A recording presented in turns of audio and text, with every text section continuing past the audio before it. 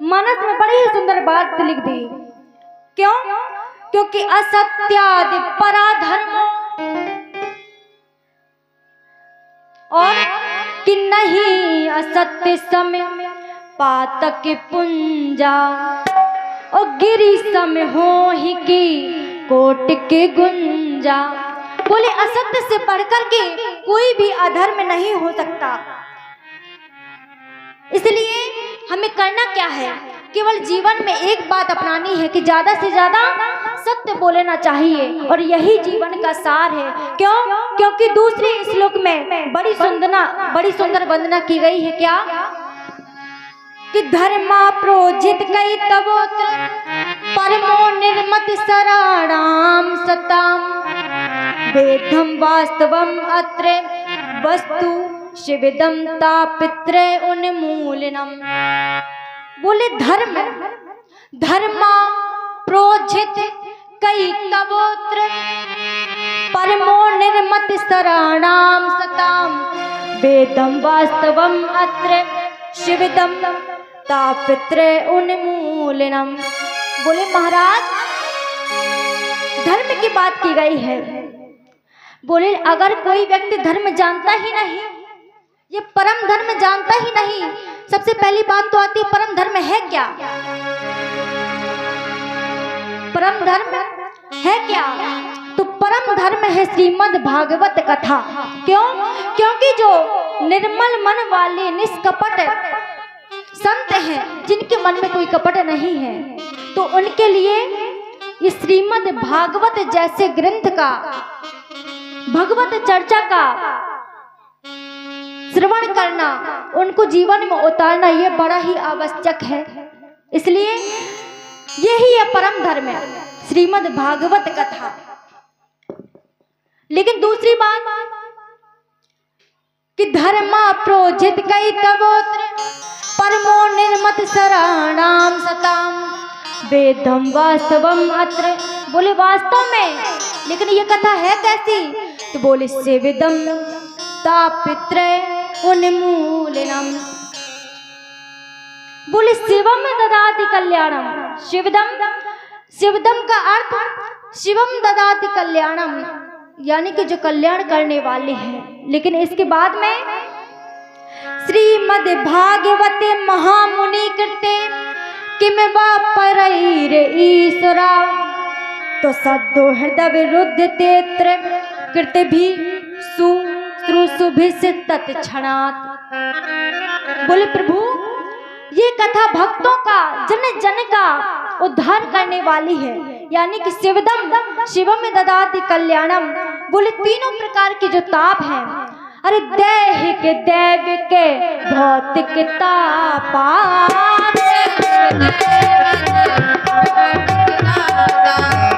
दैहिक दैविक भौतिक तापा,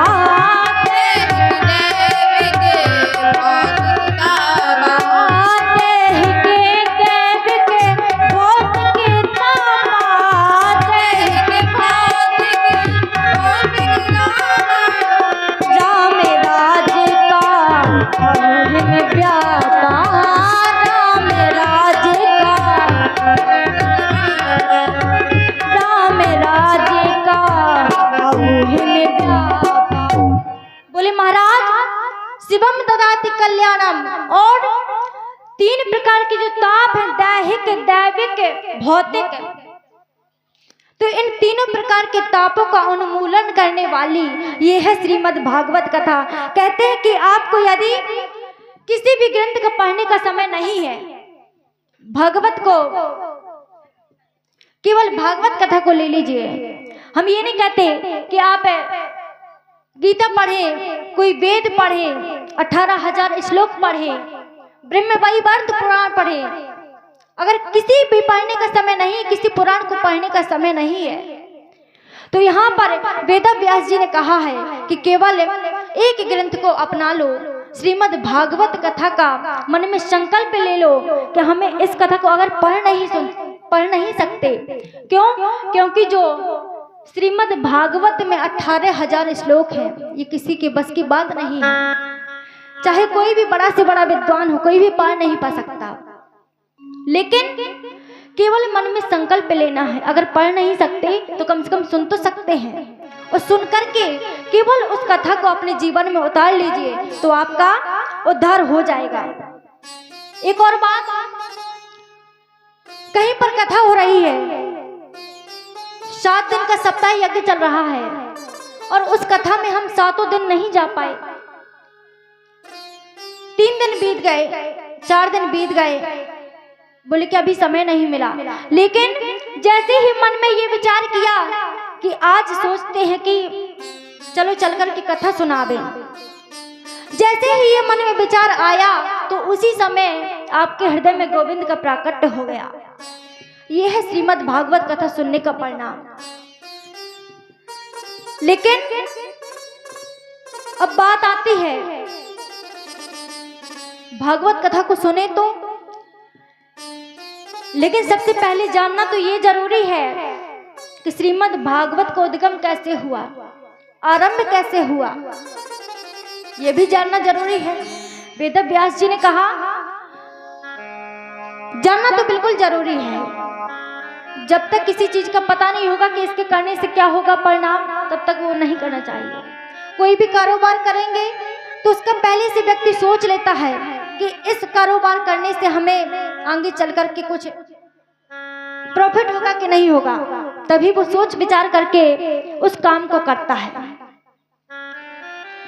तो लोगों ने कहा कि महाराज भागवत कथा को सुने, लेकिन सबसे पहले तो ये बताइए कि श्रीमद् भागवत कथा का आरंभ कैसे हुआ। और जैसे ही ये कहा तो वेद व्यास जी श्रीमद् भागवत कथा में बड़ा ही सुंदर श्लोक लिखते हैं। क्या? निगम कल्पितरोर्गलितं शुक मुखाद्य अमृत द्रव्य संयुतं पिबत भागवतं रसमाल्यं मुहुर्हो रसिका भुवि भावुका। बोले ये सही बात है कि जानना जरूरी है कि भागवत का उद्गम कैसे हुआ, भागवत कथा का आरंभ कैसे हुआ। बोले निगम कल्पितरोर्गलितं शुक मुखाद्य अमृत द्रव्य संयुतं तो पिबत भागवतम रसमाल्यम अरे मुहुर्हो रसिका भुवि भावुका। बोले निगम यानी कि जो कल्प वृक्ष है, निगम है वेद और उसका फल है श्रीमद् भागवत कथा। लेकिन बात आती है कि सुख मुखाद अमृत द्रव्य संयुतम। बोले अच्छा, आप ये बात कह रहे हैं कि वेद है वृक्ष, उसका फल है श्रीमद् भागवत कथा, लेकिन सबसे पहले उस फल को खाया किसने? तो बोले पिबत भागवतम रसमाल्यम मुहुर्हो रसिका भुवि भावुका। बोले सबसे पहले इस फल में मुख लगाया तो किसने? बोले सुख मुखाद द्रव्य संयुतम। एक तोता यानी कि सुख, जिसको हम तोता कहते हैं, और वो तोता किसको बना दिया? सुखदेव जी महाराज को। सुखदेव जी महाराज ने उस फल पर अपना मुख लगाया तो वो और भी मीठा हो गया। क्यों? क्योंकि ये बहुत समझ में आने वाली बिल्कुल छोटी सी बात है, सरल भाषा में समझाते। कोई भी फल होता है, जैसे कि आम का वृक्ष है, उस पर आम लगे हैं, लेकिन आपने देखा होगा कि जिस आम के फल पर अगर कोई तोता मुख लगा दे और फिर वो आम नीचे गिर जाए, उसको आप खाएंगे तो वो ज्यादा मीठा होगा। होगा कि नहीं होगा? ये ट्राई करके देखा होगा सभी लोगों ने। तो वेद व्यास जी कहते हैं लेकिन इसको मुख तो लगाया सुखदेव जी ने, लेकिन करना क्या है? तो बोले पिबत भागवतम रसमाल्यम अरे मुहुर्हो रसिका भुवि भावुका। बोले कथा को सुनना नहीं है, बोले लिख दिया कि पिबत यानी कि पीना है। किसी ने प्रश्न कर दिया कि महाराज कथा सुनी जाती है या पी जाती है, खाने वाली चीज है तो खाई जाती है, पीने वाली हो तो पी जाती है, लेकिन भागवत कथा तो सुनने वाली वो है, कथा है, इसको पिए कैसे? अरे आप ये भी तो लिख सकते थे कि शृणोते भागवतम रसमाल्यम, अरे मुहुर हो रसिका भुवि भावुका। बोले बड़ी ही सुंदर बात है, सही कहा कि श्रवणत होना चाहिए तो सुनी जाती है, कथा को पिया नहीं जाता, ये पीने वाली थोड़ी ना कोई चीज है। लेकिन एक बात है, अगर हम कोई व्यक्ति कहने लगता है कि महाराज अरे अभी तो हम पास के गांव से कथा सुनकर के आए थे, फिर यहाँ पर वही कथा, अरे वही व्यास जी है, वही भागवत कथा थोड़ी ना कभी बदलती है, एक बार वेद व्यास जी ने लिख के रख दी तो वही सभी वक्ता कहते हैं। लेकिन वेद व्यास जी ने खुद कहा है कि मोहर हो, यानी कि बार बार हम जितनी बार सुनेंगे, और सुनकर के केवल सुनना नहीं है, सुनने में अंतर है। बोले एक तो होती सुनने वाली कथा, केवल सुन ली, और जब तक यहाँ पर बैठे हैं हम, यहाँ पर आप बैठे हैं तब तक आपका मन यहाँ पर है, और कथा समाप्त, अपने कपड़े साफ किए और यहाँ से चल दिए। घर में जाकर पूछा आज कथा में क्या सुना था? अरे बोले याद तो रखा था, सुनते तो रहे मन से, लेकिन याद नहीं है कि आज कौन सा प्रसंग कहा तो भूल जाएंगे। तो ये है सुनने वाली। वेद व्यास जी संकेत करते हैं कि बार बार सुननी चाहिए। क्यों? क्योंकि गोस्वामी जी ने बड़ा ही सुंदर वर्णन दिया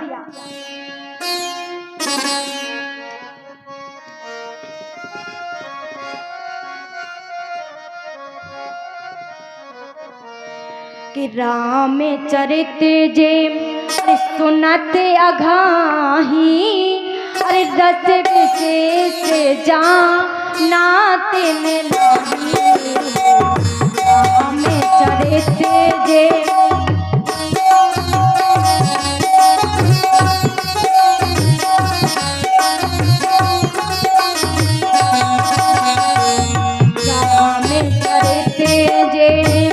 सुनत अघाही, रस विशेष जानत नहीं।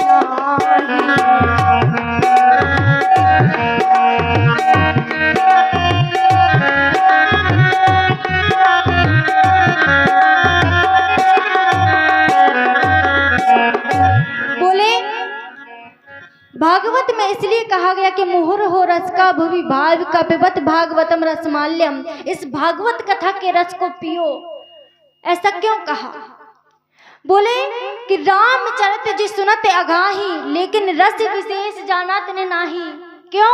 क्योंकि सुनने में भी अंतर होता है।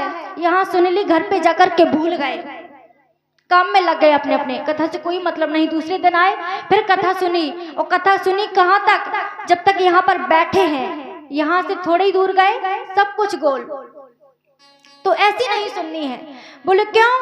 क्योंकि श्रवण रंध्र एहि भवन समाना, श्रवण रंध्र एहि,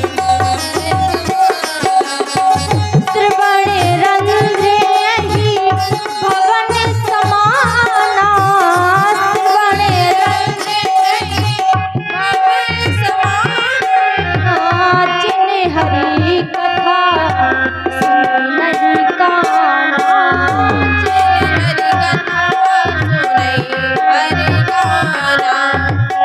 जिन हरि कथा सुने नहीं काना। बोले करना क्या है? बोले रामचरित जी सुनत अघाही, लेकिन रस विशेष जानत नहीं। कथा सुनी लेकिन उसके तत्व को जाना नहीं। करना क्या है? जब बार बार सुनेंगे, एक बार सुनेंगे, 1000 बार सुनेंगे, जितनी बार सुनेंगे हमें उतना ही ज्ञान होगा, उतना ही आत्मा को बोध होगा। इसलिए लिखा कि मोहर हो रसिका भुवि भावुका। क्यों? क्योंकि जिन हरि कथा सुनी नहीं काना, तो वो किसके समान है? बोले कि श्रवण रंध्र एहि, अरे भवन समाना। बोले अच्छा? बोले हाँ।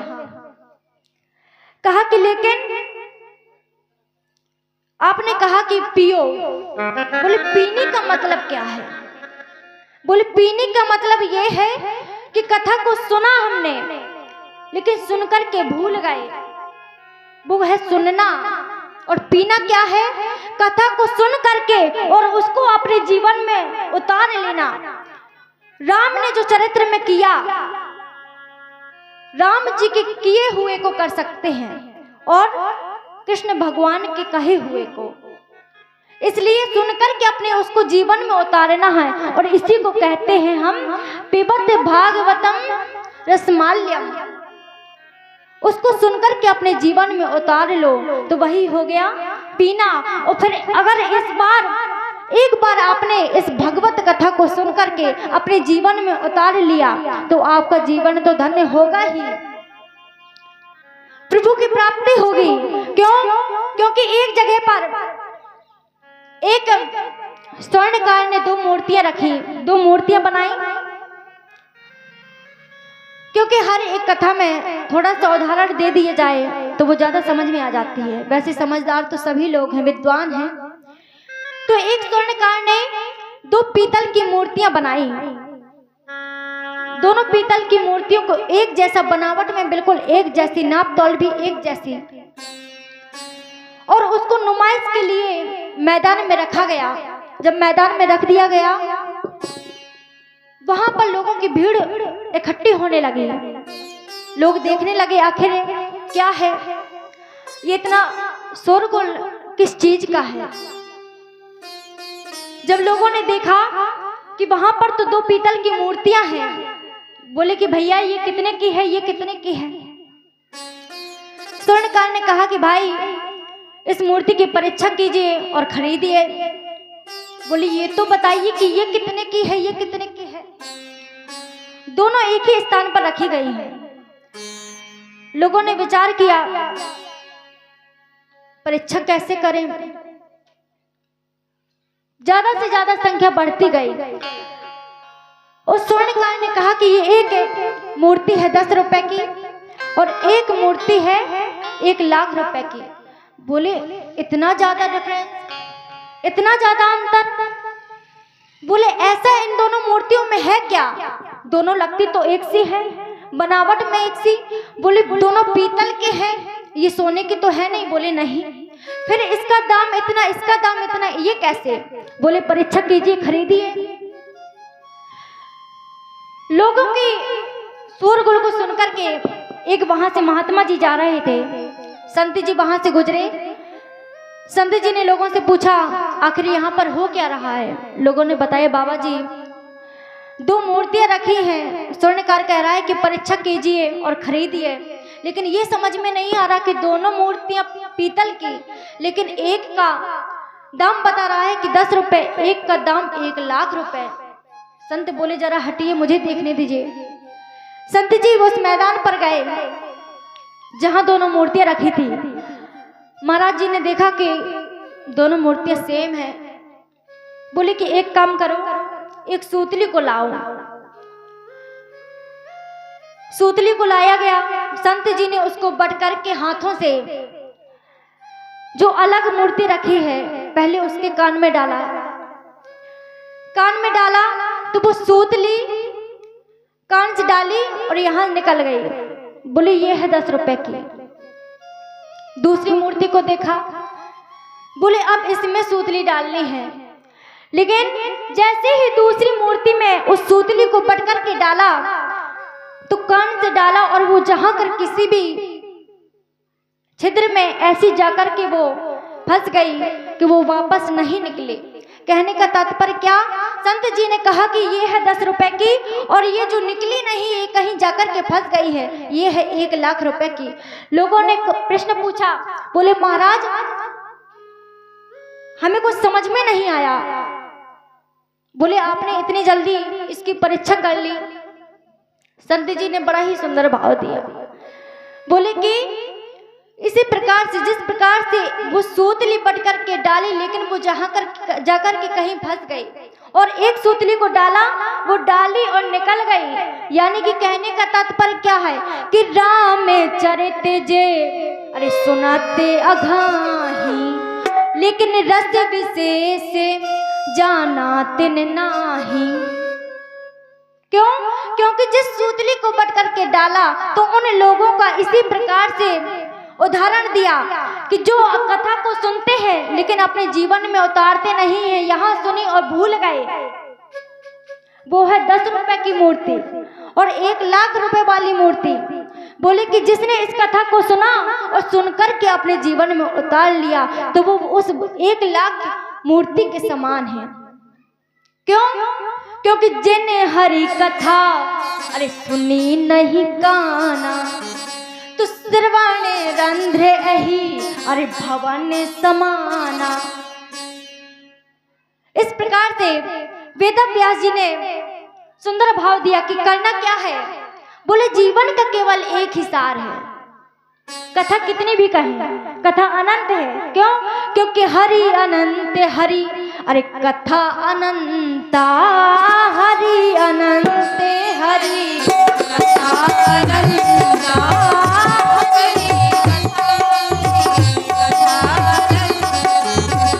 हरि अनंत हरि कथा अनंता हरि अनंत हरि कथा अनंता हरि अनंत हरि कथा अनंता हरि अनंत हरि कथा अनंता। कहे सुनहि सबे सबे संता कहे सुनहि सब विधि सब संता कहे सुनहि सबे विधि सबे संता। बोले करना क्या है? कथा को सुनकर के अपने जीवन में उतार लो तो वही हो गया पिबत भागवतम रसमाल्यम। जितनी बार हम कथा को सुनेंगे उतना ही हमें आनंद आएगा। प्रेम से बोलिए जय श्री कृष्णा। तो यहाँ पर इस प्रकार से कहने का केवल एक ही सार है, सारी कथा का केवल एक ही सार है। कथा को अपने जीवन में उतारो। कृष्ण भगवान ने जैसा किया, जैसा कहा वो करो। राम जी के किए हुए को करो, यही कथा है। और यहाँ पर जब कहने का केवल एक ही सार है। क्यों? क्योंकि भगवान कभी ये नहीं देखते, क्योंकि उसका सबसे बड़ा प्रमाण अभी आपने सुना है कथा में। धुंधकारी था, महान खल था, लेकिन उसको भी भगवान के पार्षद विमान लेकर के लेने आए। तो आप हम लोग, तुलसी बाबा ने कहा, बोले कि नाम प्रभु का चाहे कैसे भी लो, भाव से लो या कुभाव से लो। क्यों? क्योंकि ये बड़ा सरल होता है कि हम प्रभु को अपना पुत्र मान लें, अपना बंधु मान लें। तुमेव माता च पिता तुमेव, तुमेव बंधु च सखा तुमेव, कुछ भी मान ले, एक नाता जोड़ ले। लेकिन करना क्या है केवल? तो गोस्वामी जी ने कहा कि नाम चाहे कैसे भी ले, लेकिन उसका असर उतना ही होता है।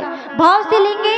अगर हम ये प्रतीक्षा करेंगे कि मन में जब भाव आएगा, और जब हमारे मन में भाव आएगा तभी हम भगवान के भजन को करेंगे, और अगर ऐसे हमने सोचा मन में तो वर्षों बीत जाएंगे। और ये जो हमें तन मिला है, बड़े भाग मानुष तन पावा, सुर दुर्लभ सब धन गावा, ये जो तन मिला है तो ये तन भी हम गवा देंगे और वो भाव कभी मन में आएगा नहीं। इसलिए गोस्वामी जी ने कहा है कि भाव से लो, चाहे को भाव से लो, लेकिन उसका असर उतना ही होगा। तो कहा कि भावे को भावे अनखे आलके,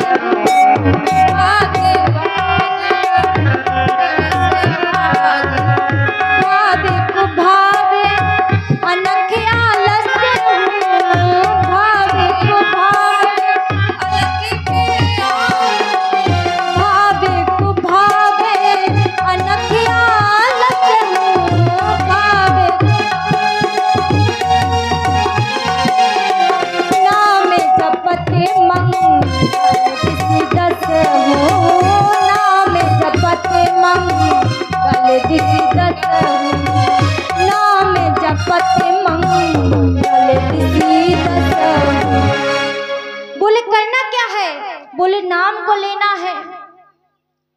इतना भी कठिन नहीं है।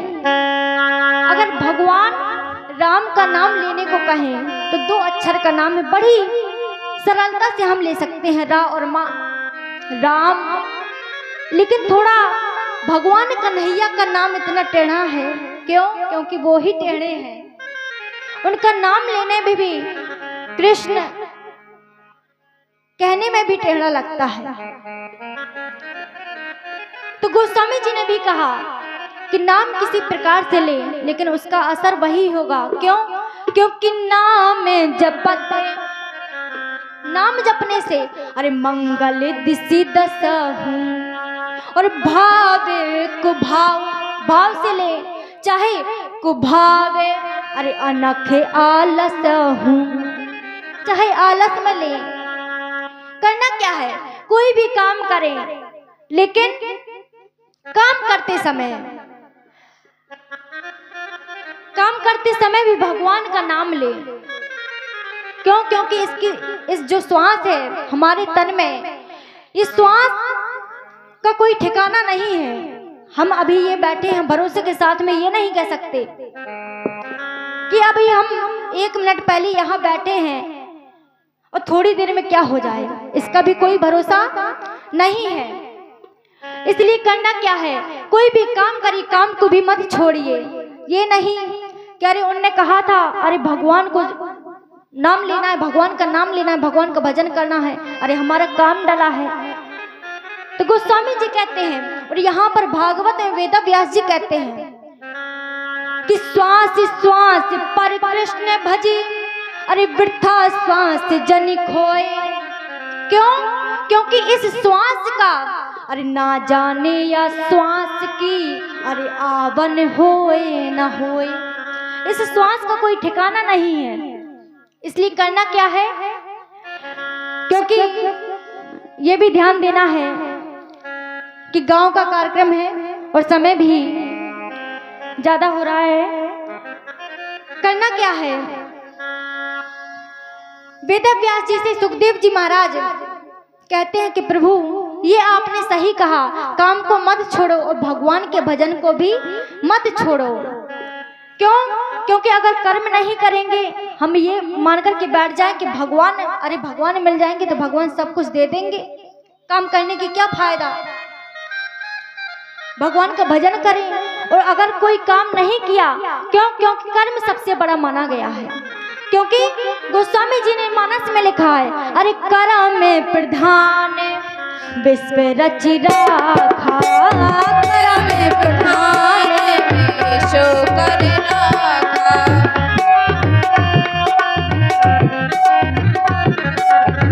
कर्म में प्रधान विश्व रचि राखा, कर्म में प्रधान विश्व कर राखा। जो जस करहि सो तस फल चाखा,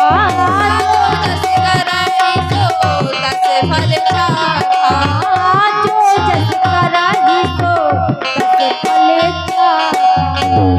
बोले कि कर्म सबसे बड़ा माना गया है, इसलिए कर्म भी करते रहना है। अगर कर्म नहीं करेंगे, ये भरोसे में बैठ जाए कि भगवान सब कुछ देगा।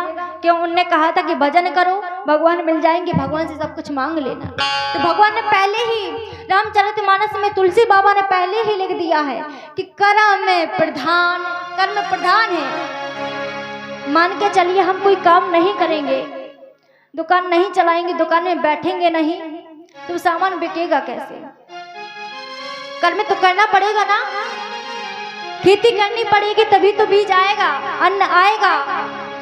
ऐसे तो नहीं कि घर पे बैठे रहें, खेती अपने आप हो जाए, ऐसा भी नहीं हो सकता। लेकिन यहाँ पर वेद व्यास जी संकेत करते हैं कि कर्म भी करते रहिए, लेकिन भगवान को मत भूलिए। कई लोग भगवान को भूल जाते हैं। दुख आता है, कष्ट होता है, तो भी वो सबसे पहले अपने माँ बाप को पुकारते हैं, भगवान याद नहीं आते। कष्ट भी होगा तो भी यही कहेंगे, मेरी मम्मी को बुला दो, मेरे पापा को बुला दो। लेकिन कभी भी भगवान का नाम नहीं आ सकता। और यही कारण है, अगर मरते समय एक बार भी भगवान का नाम मुख पर आ गया तो उसका उद्धार हो गया। लेकिन यही तो कठिन है। अच्छे अच्छे मुनि ऋषियों को देख लिया, उनको भी वर्षों तपस्या करते हुए हो जाते हैं, लेकिन अंत में ये राम नाम का कोई सुमरन नहीं होता, अंत में राम नाम मुख पर नहीं आता। इसलिए कर्म भी करना है। और कहना क्या है?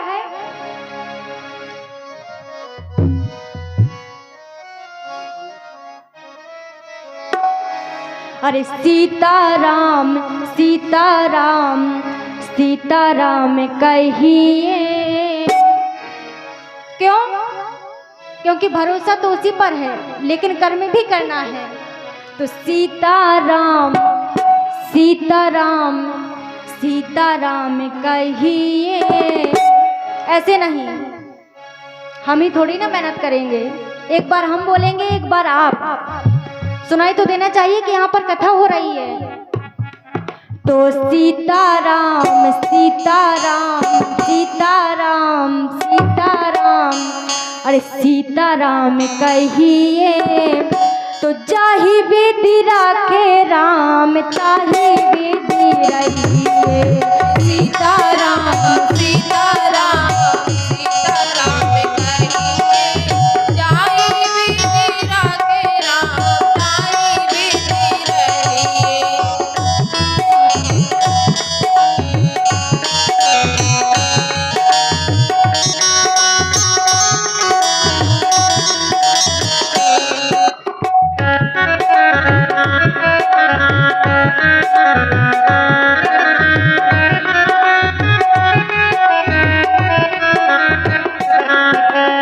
मीठी मीठी तालियों के साथ में, इतना भी कठिन नहीं है, सभी लोगों को आता होगा ये भजन।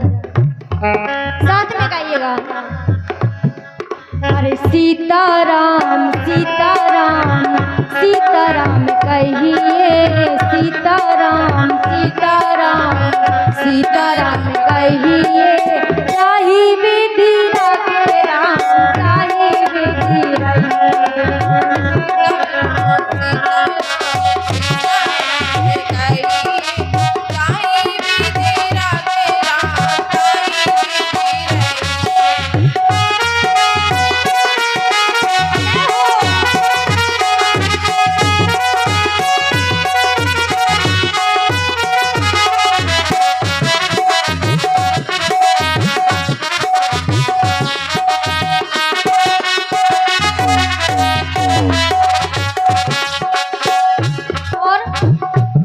करना क्या है?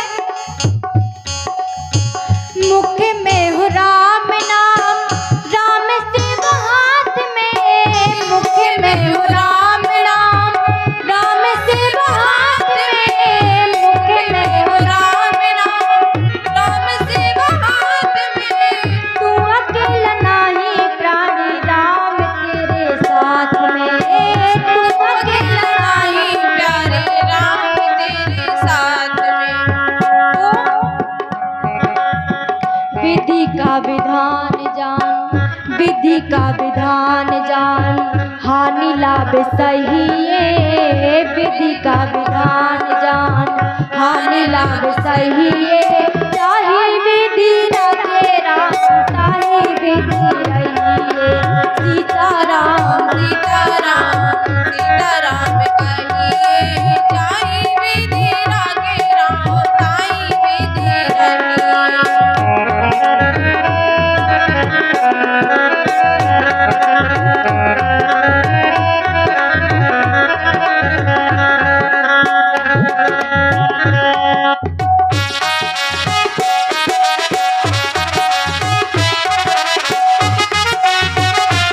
जय श्री राम।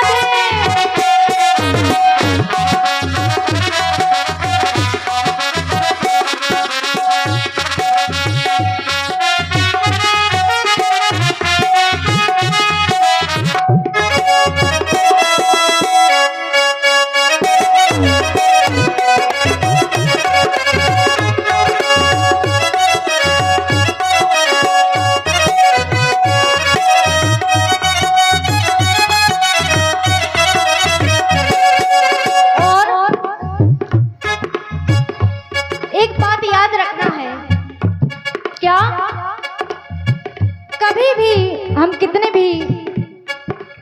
हमें कितना भी ज्ञान हो जाए, लेकिन कभी भी अभिमान नहीं करना है। क्यों? क्योंकि अगर हमने अभिमान किया तो अभिमान करने से होता क्या है? वो किया अभिमान तो फिर मान नहीं पाएगा, किया अभिमान तो फिर मान नहीं पाएगा, किया अभिमान तो फिर मान नहीं पाएगा, किया अभिमान में तो मान नहीं पाएगा। और हम जानते भी हैं लेकिन करते वही है जो मन कहता है।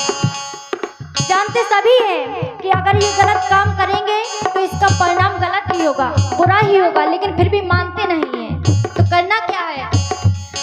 हो किया अभिमान तो फिर मान नहीं पाएगा, किया अभिमान तो फिर मान नहीं पाएगा। और होगा प्यार वही जो श्री राम जी को भाएगा, होगा वही प्यार जो श्री राम जी को भाएगा। तो करना क्या है?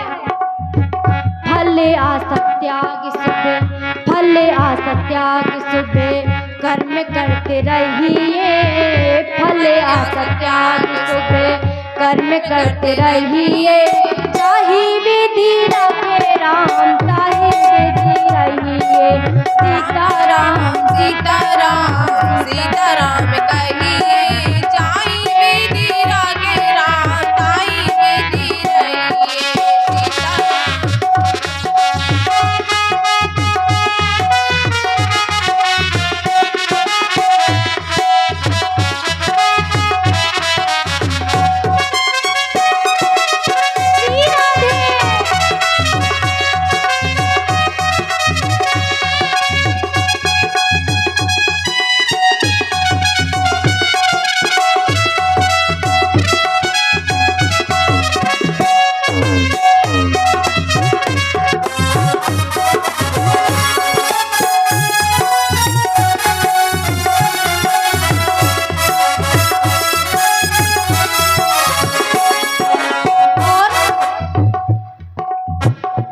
केवल हमें नहीं, आप सभी लोगों को करना है। तो करना क्या है? पहले भी बता दिया कि इस दुनिया का कोई ठिकाना नहीं है। अरे जिसको हम अपना मानते हैं कोई भी जीवन भर साथ देने वाला नहीं है। इसलिए करना क्या? जिंदगी की डोर सांप हाथ दीनानाथ के, जिंदगी की डोर सांप हाथ दीनानाथ के, जिंदगी की डोर सांप हाथ दीनानाथ के, जिंदगी की डोर सांप हाथ दीनानाथ के। और महलों में रखे चाहे झोपड़ी में बास दे, महलों में रखे चाहे झोपड़ी में बास दे। क्यों? क्योंकि जो भी करता है और सभी लोग जानते हैं कि उसकी मर्जी के बिना एक पत्ता भी हिल नहीं सकता। जब हम ये सब जानते हैं तो करना क्या? महलों में रखे चाहे झोपड़ी में बास दे, महलों में रखे चाहे झोपड़ी में बास दे। धन्यवाद निर्विवाद, धन्यवाद निर्विवाद, राम राम कहिए, धन्यवाद निर्विवाद, राम राम कहिए, ताहि विधि रखे राम, ताहि विधि रहिए, सीताराम सीताराम सीताराम कहिए, जाहि विधि रखे राम, ताहि विधि रहिए।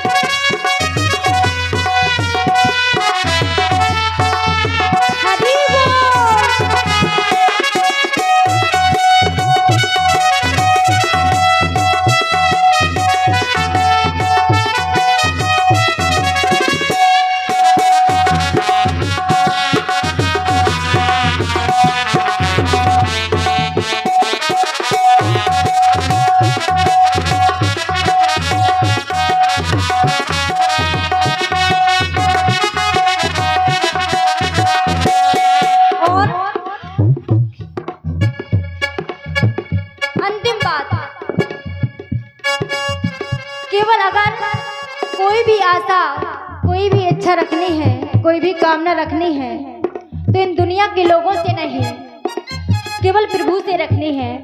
कहना हो आशा एक राम जी से, दूजी आशा छोड़ दे। आशा एक राम जी से, दूजी आशा छोड़ दे। आशा एक राम जी से, दूजी आशा छोड़ दे। और नाता एक राम जी से, दूजा नाता तोड़ दे। नाता एक राम जी से, दूजा नाता तोड़ दे। क्यों? क्योंकि इन दुनिया के लोगों से हम कुछ भी काम ना करेंगे, इच्छा लेकर के जाएंगे तो ये पूरा करने वाले नहीं है। करेंगे जरूर, लेकिन किस चीज में करेंगे, हर जगह की बात नहीं है, लेकिन कुछ लोग होते हैं ऐसे। अगर धर्म के काम के लिए किसी चीज की जरूरत पड़ जाए तो सभी लोग ये देखते हैं, उसकी परीक्षा लेते हैं कि अगर इसने ये काम ठान दिया है तो अब देखना है कि ये कर पाता है कि नहीं, बाद में देखेंगे, पहले इसको तो देखना है। लेकिन हमें वैसा नहीं करना है। क्यों? क्योंकि अगर कोई भी आशा रखनी है तो सांवरे से रखना है, उन राम जी से रखना है। तो कहना हो आशा एक राम जी से, दूजी आशा छोड़ दे। आशा एक राम जी से, दूजी आशा छोड़ दे। और नाता एक राम जी से, दूजा नाता तोड़ दे। नाता एक राम जी से, दूजा नाता तोड़ दे। और करना क्या है?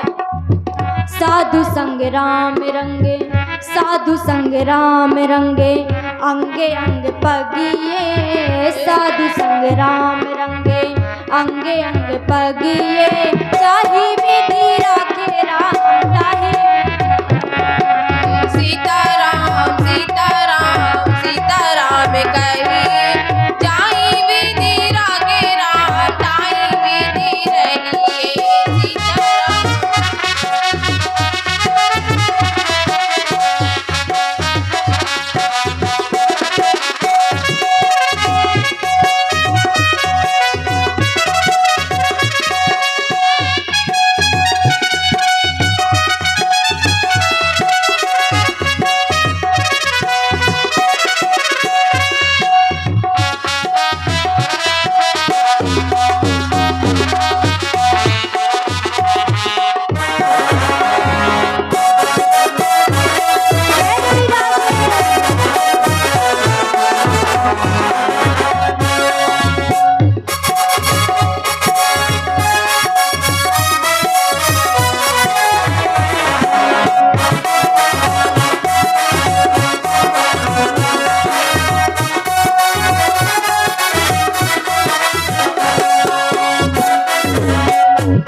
अंतिम में करना क्या है? ये सभी लोग संत महात्मा जितने भी विद्वान वक्ता आते हैं एक बात कहते जरूर है कि अगर संगति करनी है तो संतों की करो, सज्जन की करो, दुर्जनों की नहीं। तो करना क्या है? साधु संग राम रंगे, अंगे अंग पगिए। काम रस त्याग प्यारे, राम रस पगिए। चाहे विधि राखे राम, ताहि विधि रहिए। सीताराम सीताराम सीताराम कहिए, जाई विधि राखे राम, ताई विधि रहिए। चाहे विधि राखे राम, ताहि विधि रहिए। चाहे विधि राखे राम, ताहि विधि रहिए। प्रेम से बोले सांवरिया सरकार की जय हो। और सभी लोग